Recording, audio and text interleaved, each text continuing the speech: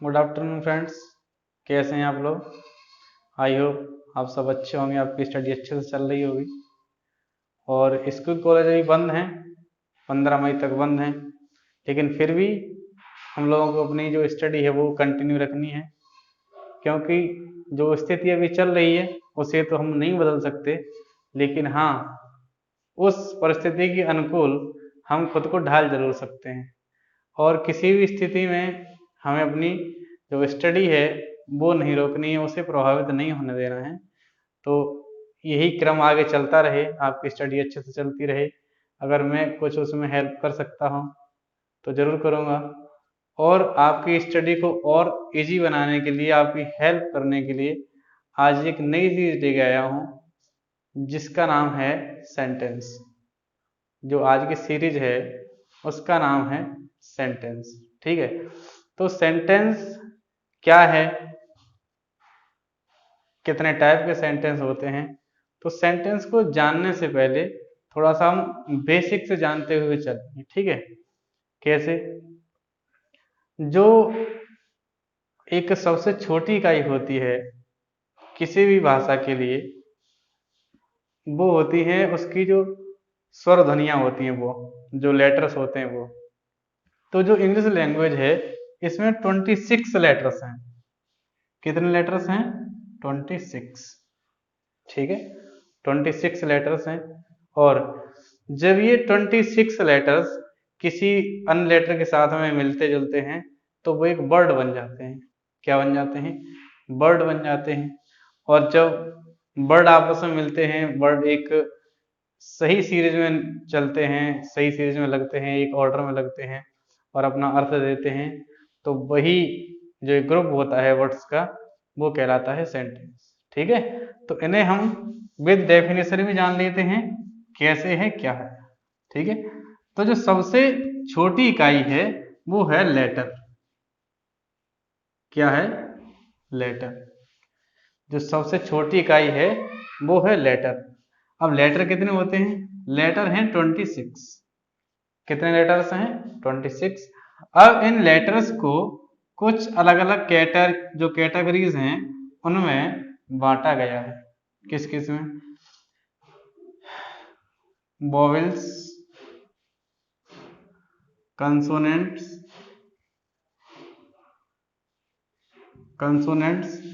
And semi vowels. Semi vowels. जो हमारी alphabet है हमने उसे ध्वनियों के आधार पर, यानी जो उनका साउंड होता है, साउंड के बेस पर हमने उन्हें 3 जगह बांटा हुआ है: vowels, consonants and semi vowels. ठीक है, तो जो वॉवेल्स होते हैं आपको पता ही है, ए, ई, आई, ओ, you. A, E, I, O, you, ये हमारे वॉवेल्स कहलाते हैं। बाकी बचे वो कंसोनेंट्स कहलाते हैं, जैसे B, C, D, F, G, H, J, K, L, M, N, P, Q, R, S, T, V, W, X, Y, Z. तो ये हमारे कंसोनेंट्स कहलाते हैं। अब इतनी तो चीज आपने पहले से ही पढ़ रखी होगी, लेकिन इसमें हम आपको एक नई इंफॉर्मेशन और देना चाहेंगे, नई नॉलेज और देना चाहेंगे, वो है सेमी वोवेल। ये सेमी वोवेल क्या होते हैं? 2 लेटर W एंड Y, ये होते हैं सेमी वोवेल। क्या होते हैं? Semi vowel. ये सेमी वोवेल क्या होते हैं? हिंदी में इन्हें बोलते हैं अर्ध स्वर। अर्ध स्वर। अर्ध स्वर का क्या मतलब होता है? अर्ध स्वर का मतलब होता है आधे स्वर या आधा स्वर। यानी ये जो 2 लेटर हैं W एंड Y, ये आपका कंसोनेंट का भी काम करते हैं और वोवेल का भी काम करते हैं, दोनों का काम करते हैं, इसीलिए इनको सेमी वोवेल कहते हैं। यानी ये दोनों जो लेटर हैं W एंड Y, ये कंसोनेंट भी हैं और वोवेल भी हैं। कभी तो ये कंसोनेंट का काम करते हैं, कभी ये वोवेल का काम करते हैं। तो अब जान लीजिए कि ये कब वॉवेल का काम करते हैं, कब कंसोनेंट का काम करते हैं। तो जब ये हो किसी भी वर्ड की शुरुआत में, वर्ड का पहला लेटर डब्लू या वाई है। अगर जो कोई वर्ड लिखा है, अगर उस वर्ड का जो फर्स्ट लेटर है वो डब्लू या वाई है, तो क्या होता है, तब जो ये डब्लू और जो वाई होते हैं वो आपके कंसोनेंट का काम करते हैं। किसका काम करते हैं? कंसोनेंट का काम करते हैं। और जब ये बीच में हो, किसी भी वर्ड के बीच में हो या लास्ट में हो, तो ये वॉवेल का काम करते हैं, यानी वॉवेल का साउंड देते हैं।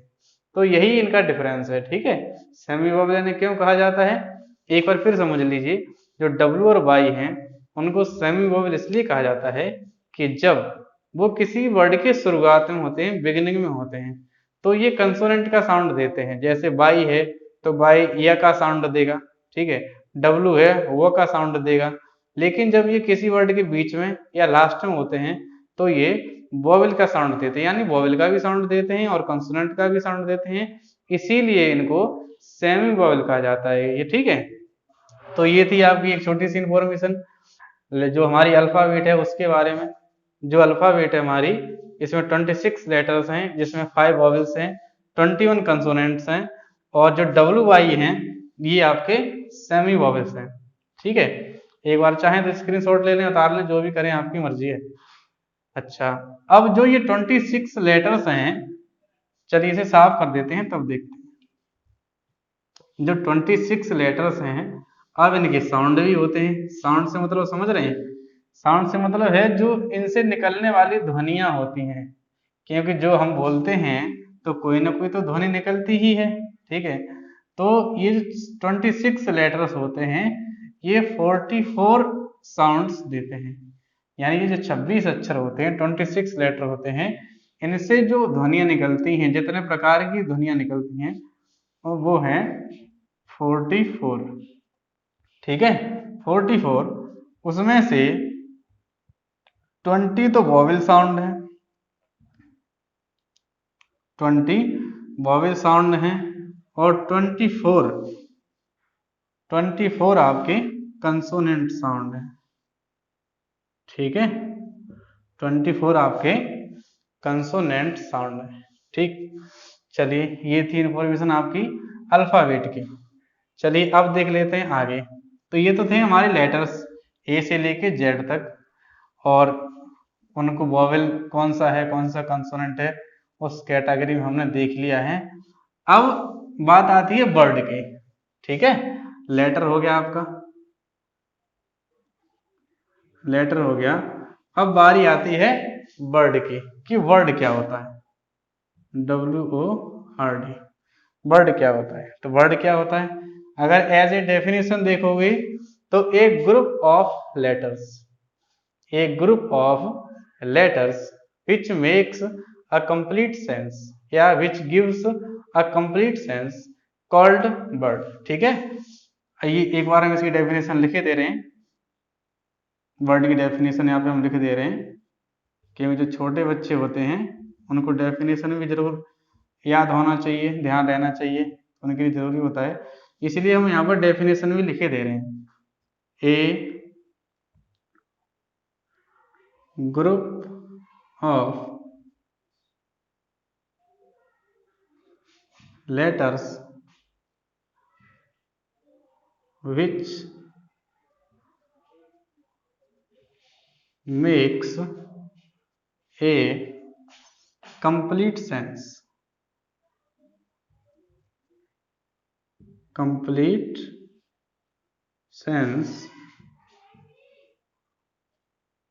called word, ठीक है।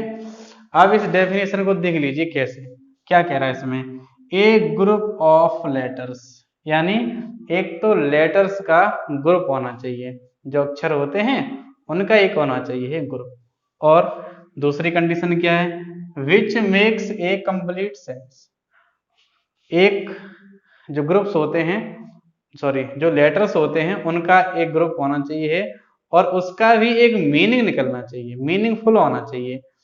अब ग्रुप कब बनता है? जब कोई चीज एक से अधिक हो जाए, ठीक है, एक से अधिक, अगर एक से अधिक होगी तो ग्रुप बन जाएगा। जैसे मान लो अभी हमने यहाँ पे लिख दिया बी और ये एन, तो अभी तो ये दोनों अक्षर दूर दूर लिखे हैं, दोनों लेटर दूर दूर लिखे हैं। अब इनका अगर हमें ग्रुप बनाना है तो ये बन गया बी एन, अगर पास में लिख देंगे तो ये इनका ग्रुप बन गया। ठीक है, तो इसने एक कंडीशन तो पूरी कर दी, बी एन, एक कंडीशन ये पूरी कर दी कि ये ग्रुप हो गया लेटर्स का, एक ग्रुप ऑफ लेटर्स। ठीक है, तो ये तो कंडीशन हो गई, एक तो कंडीशन पूरी हो गई। लेकिन जो दूसरी कंडीशन है, जो दूसरी टर्म है इनकी, कि विच मेक्स ए कंप्लीट सेंस, जिसका एक कंप्लीट सेंस भी बनना चाहिए, जो ग्रुप होगा लेटर्स का उसका एक कंप्लीट सेंस भी बनना चाहिए। अगर कंप्लीट सेंस बनेगा तभी वो लेटर बनेगा। लेकिन अब आप बताइए क्या इसका कोई मीनिंग होता है? नहीं, इसका तो कोई मीनिंग नहीं होता। तो इसका मीनिंग नहीं होता, इसलिए ये वर्ड नहीं है। वर्ड कब बनेगा? जैसे हमने एक लेटर लिया ओ और दूसरा लिया एन, दोनों हमने पास में लिख दिए, और दोनों जब पास में लिख देंगे तो ये लग गया ऑन, और ऑन मीन्स होता है ऊपर, ऑन मीन्स होता है ऊपर। इसका तो अर्थ निकल आया, यानी ग्रुप ऑफ लेटर्स भी है और इसका मीनिंग भी निकल रहा है। इसका मतलब क्या है कि इसका मतलब ये वर्ड है। ठीक है, इसका मतलब ये वर्ड है। तो आप समझ गए होंगे जो वर्ड है, वर्ड की डेफिनेशन क्या है कि a group of letters which makes a complete sense called word, यानी ग्रुप हो किसका? लेटर्स का, उसका निकलता हो एक मीनिंग तो कहलाएगा वर्ड। ठीक है, तो ये डेफिनेशन आप उतार लीजिए, और बहुत ही सरल डेफिनेशन लिखाई है आपको, बहुत छोटी सी डेफिनेशन है, थर्ड फोर्थ फिफ्थ सेकंड कोई बच्चे से याद कर सकते हैं, बच्चों के लिए थोड़ा सा याद करना जरूरी है। तो आई होप आप सब जो वर्ड की डेफिनेशन है, वर्ड क्या होता है, इसे समझ गए होंगे और आगे ध्यान रखेंगे। आपके जो साथी हैं उनको भी समझाइए कि वर्ड क्या होता है। इसका एक लाभ ये होगा कि फिर आप भूलेंगे नहीं कभी। ठीक है, जब अभी वही लॉकडाउन चल रहा है, आप स्कूल कॉलेज बंद हैं, तो आप पढ़ भी रहे होंगे और खेल भी रहे होंगे। तो जब आप खेलने जाएं तो अपने जो साथी हैं उनको जरूर पूछें कि वर्ड क्या है, सेमी वर्ब क्या है। उनको पता है तो बहुत अच्छी बात है, उस पर डिस्कस करें, और नहीं पता है तो फिर उनको बताएं भी। ठीक है, तो ऐसे ही जो एजुकेशन है, जो अपना नॉलेज है, उसको हमें आपस में एक दूसरे में बांटना है, उसको बढ़ाना है। चलिए, अब क्या है, तो जो वर्ड था, जो हमारा वर्ड था उसकी दो कंडीशन थी। कौन सी कौन सी? एक तो ग्रुप होना चाहिए, क्या होना चाहिए? ग्रुप किसका? लेटर्स का। दूसरा सेंस निकलना चाहिए उसका, कोई उसका मीनिंग भी निकलना चाहिए। ठीक है, लेकिन इसके कुछ अपवाद भी हैं, इसके कुछ अपवाद भी हैं। अपवाद किसे कहते हैं? अब कुछ बच्चों ने तो ये शब्द ही नया सुना होगा कि अपवाद क्या होता है। बे शब्द या बे वर्ड जो इस नियम को नहीं मानते, ठीक है, इस नियम को नहीं मानते, वो आपके अपवाद कहलाएंगे। जैसे ये कह रहा है कि एक तो ग्रुप होना चाहिए लेटर्स का, दूसरा उसका सेंस निकलना चाहिए, लेकिन आपने देखा होगा एक ही शब्द है ए, और ए का मतलब होता है एक, यानी ए का जो सेंस होता है वो होता है एक। तो ये तो अकेला ही है, फिर भी इसका सेंस निकल रहा है। अब इसमें क्या है, ये एक टर्म को पूरा कर रहा है कि ये सेंस दे रहा है, लेकिन ग्रुप नहीं बना रहा है। ठीक है, तो ग्रुप नहीं बना रहा है लेकिन फिर भी अर्थ दे रहा है, इसलिए ये अपवाद है, यानी ये भी एक आपका वर्ड है, वर्ड भी है और लेटर भी है। ऐसे ही है एक आई, आई मीन्स होता है मैं, इसे देख लीजिए, ये भी अकेला लेटर है, ये भी ग्रुप नहीं बना रहा है लेकिन फिर भी सेंस तो दे रहा है, तो ये भी आपका है अपवाद। ठीक है, एक और है ओ, ओ मीन्स होता है ओह। ठीक है, ओ मीन्स ओ। अब ये है अकेला, ये भी सेंस दे रहा है, तो इसका मतलब क्या है कि ये भी आपका वर्ड है। तो ये तीन जो हैं अपवाद हैं इसके, किसके? वर्ड के। बाकी के जितने वर्ड बचते हैं उनमें क्या है कि जो लेटर्स हैं उनका एक ग्रुप होना चाहिए और उसका एक सेंस निकलना चाहिए, तब कहलाएगा आपका वर्ड। ठीक है, तो चलिए ये बात हो गई वर्ड की। अब हमने दो चीजें सीख ली हैं, एक लेटर और एक वर्ड, यानी लेटर्स से मिलके बना है आपका वर्ड। अब वर्ड के बाद किसका नंबर आता है? वर्ड के बाद नंबर आता है आपके सेंटेंस का। किसका नंबर आता है? सेंटेंस का, जिसकी हमने शुरुआत में बात की थी। ठीक है, सेंटेंस। अब जान लीजिए कि सेंटेंस किसे कहते हैं। ठीक है, सेंटेंस किसे कहते हैं, तो बाय डेफिनेशन इसको भी देख लेते हैं। A group of words, a group of words which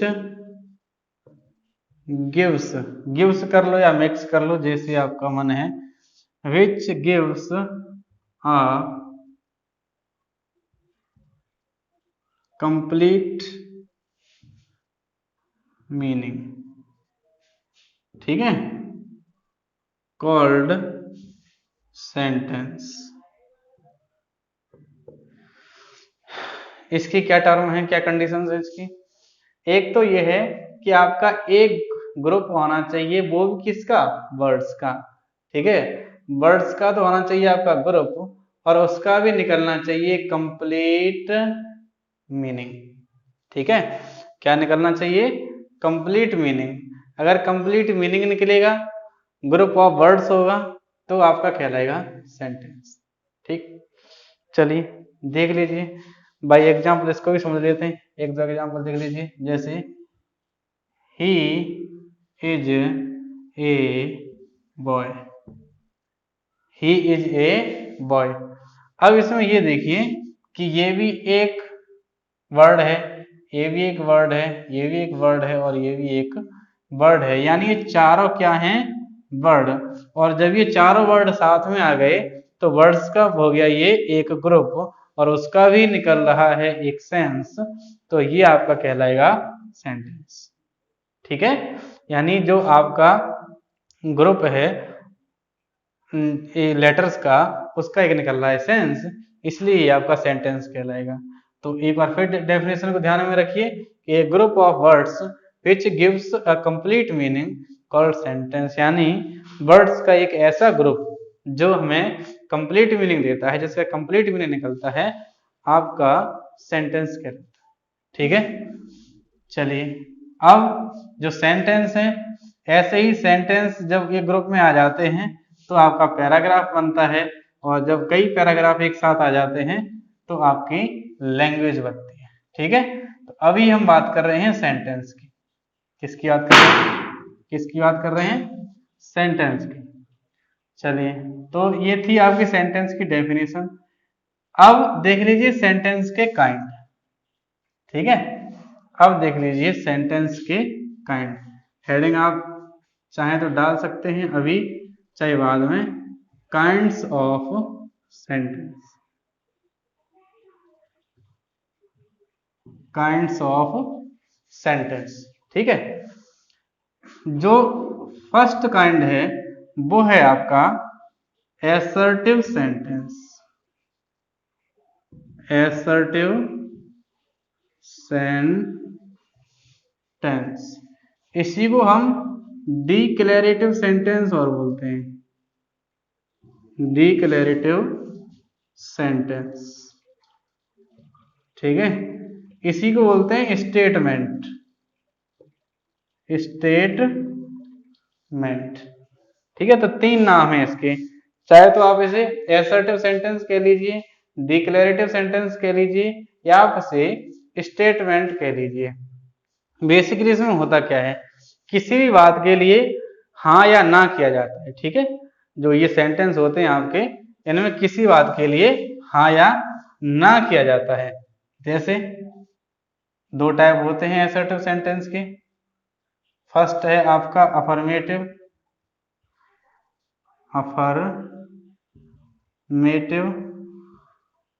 sentence and second है आपका नेगेटिव सेंटेंस। नेगेटिव सेंटेंस अगर किसी काम के लिए हाँ की जा रही है, कोई सिंपल सा कोई वाक्य कहा जा रहा है, तो अफर्मेटिव सेंटेंस है जो एसर्टिव सेंटेंस का एक पार्ट है।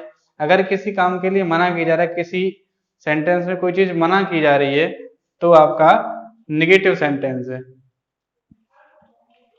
एग्जाम्पल देख लीजिए इनका। Ram is playing. Ram is playing यानी राम खेल रहा है, तो राम खेल रहा है। अगर इसी को नेगेटिव कहना है तो Ram is not playing. Ram is not playing. अब इसमें मना किया जा रहा है, जब इसमें मना किया जा रहा है तो ये नेगेटिव सेंटेंस है, और इसमें एक्सेप्ट किया जा रहा है कि वो खेल रहा है, तो ये अफर्मेटिव सेंटेंस है। ठीक है, और एक देख लीजिए एग्जाम्पल इसका। यू आर रीडिंग यानी अभी आप पढ़ रहे हैं। आप अभी पढ़ रहे हैं, तो ये बात सही है कि हाँ पढ़ रहे हैं, तो इसमें माना जा रहा है कि अभी आप पढ़ रहे हैं, तो यू आर रीडिंग। और अगर आप नहीं पढ़ रहे हैं तो यू आर नॉट रीडिंग, तो आप नहीं पढ़ रहे हैं, तो इसमें मना किया जा रहा है, तो ये आपका नेगेटिव सेंटेंस है। ठीक है, तो जो फर्स्ट काइंड है सेंटेंस का वो है एसर्टिव सेंटेंस, और जो एसर्टिव सेंटेंस है उसी को हम डिक्लेरेटिव सेंटेंस या स्टेटमेंट भी बोलते हैं। ये दो टाइप के होते हैं। एक जो फर्स्ट नंबर है वो है अफर्मेटिव सेंटेंस, और जो सेकंड है वो है नेगेटिव सेंटेंस। जिस सेंटेंस में किसी बात को हाँ किया जाए, किसी के लिए एग्रीमेंट दिया जाए, वो आपका अफर्मेटिव सेंटेंस है, और जिसमें मना किया जाए वो आपका नेगेटिव सेंटेंस है। ठीक है, दूसरा आपका जो पार्ट, जो दूसरा इसका जो नंबर है, सेकंड जो टाइप है सेंटेंस का, वो है आपका इंटरोगेटिव सेंटेंस। ठीक है, वो है आपका इंटरोगेटिव सेंटेंस। अगर आपने नहीं उतार पाया है तो वीडियो को बैक कर लीजिए और आप देख लीजिए, तो आप आसानी से उतार लेंगे। और हमें लगता है कि जब आप समझ चुके हैं तो उतारने की कोई ज़रूरत नहीं है। सेकंड टाइप है आपका interrogative sentence. Interrogative sentence, interrogative sentence, इसमें क्या किया जाता है भाई? इंटरोगेटिव सेंटेंस को प्रश्नवाचक वाक्य बोलते हैं। क्या बोलते हैं? प्रश्नवाचक वाक्य। इसमें क्या होता है, किसी से भी प्रश्न किया जाता है। अगर किसी से कुछ पूछना है तो हम इसका यूज करते हैं। अब जो इंटरोगेटिव सेंटेंस है ये भी आपका दो टाइप का होता है। इंटरोगेटिव सेंटेंस भी आपका दो टाइप का होता है। कौन सा होता है? एक होता है आपका question word type. Question word type sentence, या इसी को बोलते हैं WH वर्ड टाइप सेंटेंस। यानी ऐसे सेंटेंस जो इंटरोगेटिव हैं और वो इंटरोगेटिव वर्ड से शुरू हो रहे हैं। अब इंटरोगेटिव वर्ड कौन से होते हैं? जैसे वाई है, व्हाट है, व्हेन है, हाउ है, हु है। ठीक है, तो अगर ऐसे किसी वर्ड से सेंटेंस स्टार्ट हो रहा है तो आपका क्वेश्चन वर्ड टाइप कह लीजिए या WH वर्ड टाइप कह लीजिए, क्वेश्चन कहलाएगा। और जो सेकंड है वो आपका helping verb type, helping verb type sentence, या इसी को बोलते हैं यस नो टाइप सेंटेंस। ठीक है, यानी कुछ जो क्वेश्चन इंटरोगेटिव जो सेंटेंस है वो इस टाइप के होते हैं कि वो किसी हेल्पिंग वर्ब से स्टार्ट हो रहे होते हैं। जो सेंटेंस हेल्पिंग वर्ब से स्टार्ट हो रहे होते हैं उन्हें हम या तो हेल्पिंग वर्ब टाइप सेंटेंस कह लीजिए या फिर आप यस नो टाइप सेंटेंस कह लीजिए। ठीक है, और जो क्वेश्चन वर्ड से स्टार्ट हो रहे होते हैं उन्हें आप क्वेश्चन वर्ड टाइप सेंटेंस कह लीजिए या फिर डब्ल्यूएस टाइप क्वेश्चन कह लीजिए। एक एक इनके दो दो एग्जाम्पल भी देख लेते हैं। कैसे इन्हें साफ कर दें, आधा आधा साफ कर दें तो लिखने में आसानी रहेगी, आपको समझने में आसानी रहेगी। चलिए पहले देख लेते हैं जो क्वेश्चन वर्ड टाइप हैं उनकी एक तो एग्जांपल, जैसे वाई आर यू प्लेइंग, तुम क्यों खेल रहे हो।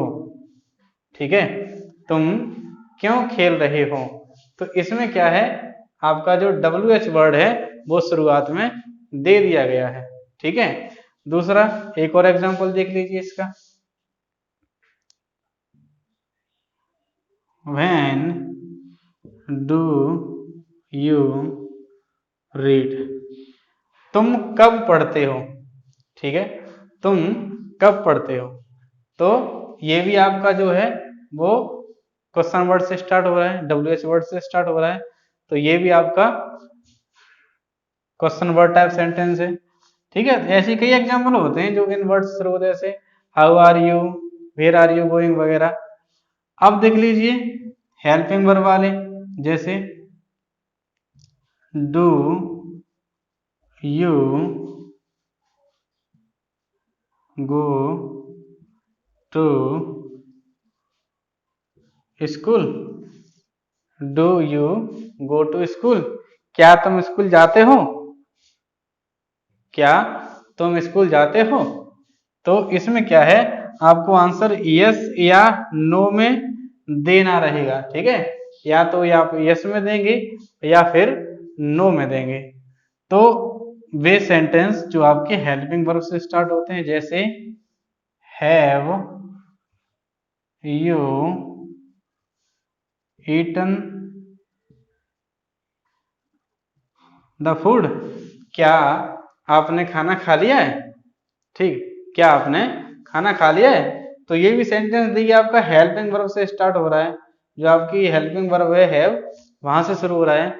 तो ऐसे सेंटेंस जो हेल्पिंग वर्ब से शुरू होते हैं उन्हें helping verb type question sentence या फिर कह लीजिए आप यस नो टाइप सेंटेंस। ठीक है, तो जो आपका इंटरोगेटिव सेंटेंस है उसे एक बार फिर से समझ लीजिए पूरा।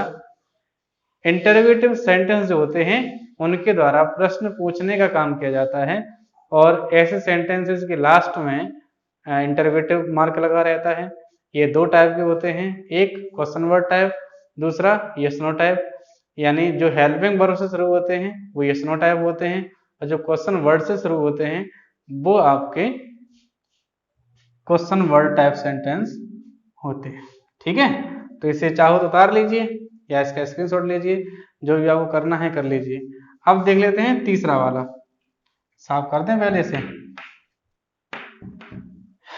चलिए साफ कर देते हैं।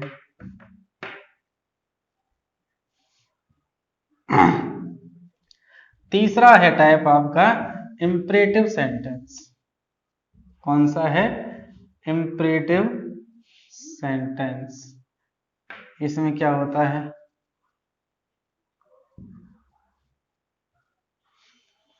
इंपरेटिव सेंटेंस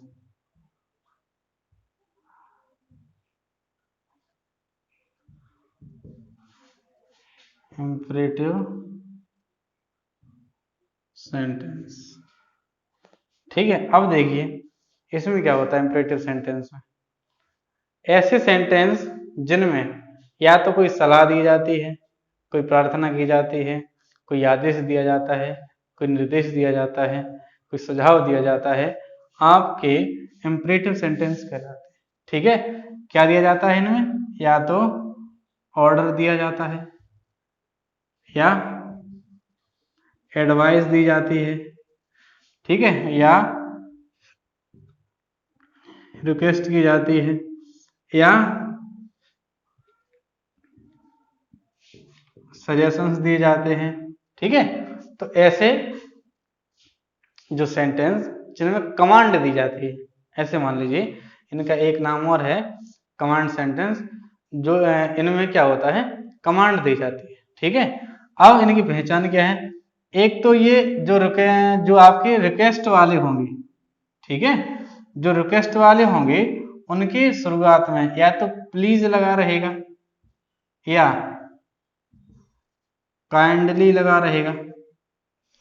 ठीक है, और जो बाकी के सेंटेंस हैं ये आपके जो मेन वर्ब होती है, मेन वर्ब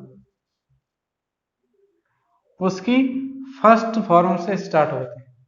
कहां से स्टार्ट होते हैं, मेन वर्ब की फर्स्ट फॉर्म से स्टार्ट होते हैं, और लास्ट में जब इनका एंड होता है तो फुल स्टॉप से होता है। किससे होता है, फुल स्टॉप से। जो आपका डिक्लेरेटिव सेंटेंस था जिसे हम असर्टिव सेंटेंस कहते थे, उसका भी एंड आपका फुल स्टॉप से होता है। जो इंटरोगेटिव है उसका एंड क्वेश्चन जो मार्क होता है उससे होता है। जो इंपरेटिव सेंटेंस है इनका भी एंड फुल स्टॉप से होता है। शुरुआत कहाँ से होती है, शुरुआत मेन वर्ब से होती है। अगर कोई रिक्वेस्ट वाला है तो उसके शुरुआत में प्लीज या काइंडली लगा रहेगा, उसके बाद में फिर इनका जो मेन वर्ब है वो लगी रहेगी। ठीक है, कैसे देख लीजिए, मोस्टली की जो बोलचाल की भाषा होती है, सामान्यतः जो बोलचाल की भाषा होती है उसमें हम इनका ही यूज करते हैं, और ऐसे सेंटेंसेस में जो सब्जेक्ट होता है वो यू हाइड रहता है, छिपा रहता है। जैसे ओपन द डोर, दरवाजा खोलो, ओपन द डोर। अब देखिए जो आपकी जो मेन वर्ब होती है ये मेन वर्ब की फर्स्ट फॉर्म से स्टार्ट होते हैं। इनमें जो सब्जेक्ट होता है वो दिया नहीं रहता है, किंतु इनका जो सब्जेक्ट होता है यू वो हाइड रहता है। दूसरा सेव वाटर, पानी बचाओ, पानी बचाओ। Please help me, please help me, कृपया मेरी सहायता करो। तो प्लीज लगा है और प्लीज के बाद में वर्ब की फर्स्ट फॉर्म लगी है। तो ऐसे सेंटेंस जो वर्ब की फर्स्ट फॉर्म से स्टार्ट होते हैं, या प्लीज काइंडली लगा हो उसके बाद में फर्स्ट फॉर्म लगी वर्ब की, जब वर्ब की फर्स्ट फॉर्म से स्टार्ट होते हैं तो आपके इंपरेटिव सेंटेंस कहलाते हैं। ऐसे सेंटेंस में या तो कोई आदेश दिया जाता है यानी ऑर्डर दिया जाता है, कोई रिक्वेस्ट की जाती है, एडवाइस सजेशन वगैरह दिए जाते हैं, और जो इनका एंड है वो फुल स्टॉप से होता है। ठीक है, तो इनकी प्रैक्टिस करिए आप, कहीं कोई पुरानी बुक रखी होगी उसमें दिए होंगे तो उनमें आप बताइए कि कौन सा सेंटेंस किस में है, इंपरेटिव सेंटेंस है कि असर्टिव सेंटेंस है, और ये आपका आएगा प्रैक्टिस से। ठीक है, तो ये हो गया आपका इंपरेटिव सेंटेंस। इंपरेटिव सेंटेंस के बाद का जो टाइप है फोर्थ, वो है आपका exclamatory sentence. Exclamatory sentence, exclamatory sentence. ठीक है, इसमें क्या होता है भाई, जो एक्सक्लेमेटरी सेंटेंस है जब मन में कोई अचानक से कोई भाव उत्पन्न हो जाए, कोई फीलिंग अचानक से उत्पन्न हो जाए, तब आपका सेंटेंस बनेगा वो एक्सक्लेमेटरी बनेगा। कैसे, जैसे अलास, कोई आराम से बैठा है और अचानक से उसे खबर मिलती है कि उसका देहांत हो गया, वो मर गया, तो कहते हाय राम, हम तो मर गए, हम तो बर्बाद हो गए। ठीक है, तो ऐसे ब्रेवो, ब्रेवो, जैसे आपने देखा शायद है कि मैच के शौकीन तो आप लोग सभी होंगे, और हम लोग जब मैच टीवी पर चलता है तो निगाहें एकदम टकाटक लगा के सामने और धड़कनों को रोक के और बैठे रहते हैं और ये आस करते हैं कि अब छक्का लगे, अब छक्का लगे, अब छक्का लगे, और जैसे ही छक्का लगता है, सिक्स लगता है, कहते हैं वाह शाबाश, ऐसे करते हैं। जबकि वो लोग हमारी बात को नहीं सुन रहे होते, लेकिन हम यहाँ से उन्हें शाबाशी दे रहे होते हैं। तो जब क्या होता है, फिर वो अचानक से मन में फीलिंग उत्पन्न होती है। ठीक है, वैसे तो हम बिल्कुल सहमे हुए बैठे होते हैं। तो ब्रेवो, ऐसे ही कुछ वर्ड्स हैं जैसे अलास है, ब्रेवो है, हुर्रे है, ठीक है, वाओ, ठीक, ऐसे शब्द। अब जो एक्सक्लेमेटरी सेंटेंस हैं, इनकी जो सबसे बड़ी पहचान है वो है कि ये जो एंड होते हैं या इनमें जो एक्सक्लेमेशन वर्ड लगा रहता है उनके बाद में ये एक्सक्लेमेशन मार्क जरूर लगा रहता है। ठीक है, एक्सक्लेमेशन मार्क जरूर लगा रहता है। जैसे एक दो एग्जाम्पल जो है उनके देख लीजिए। जैसे bravo, bravo you have done well, शाबाश, तुमने बहुत अच्छा किया। ठीक है, जब हम कोई अच्छा काम कर लेते हैं तो हमें शाबाशी मिलती है, शाबाश, ये काम बहुत अच्छा हुआ। और देख लीजिए,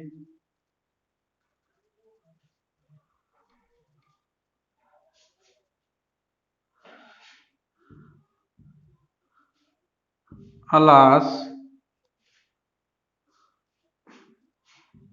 I have lost my purse. Alas यानी इसका मतलब होता है हाय, हाय, हाय, मेरा तो पर्स चोरी हो गया। ऐसे उसमें कई सारा सामान रखा हो, महंगा महंगा सामान रखा हो, और आप खुशी खुशी जा रहे हैं कहीं, और अगर आपका पता चले कि वो पर्स है जिसमें आपके कीमती सामान रखे थे वो आपके चोरी हो गए या कहीं रह गया, खो गया, तो बिल्कुल से आपके जो एक अंदर खुशी होती है बिल्कुल डाउन हो जाती है, वो दुख में चेंज हो जाती है और हम बिल्कुल सैड हो जाते हैं, हाँ हम तो मर गए। ठीक है, तो ये बात, तो ऐसे सेंटेंस जिनमें कोई अचानक से फीलिंग उत्पन्न हो आपके एक्सक्लेमेटरी सेंटेंस कहलाते हैं। अगला जो टाइप है वो है आपका ऑप्टेटिव सेंटेंस।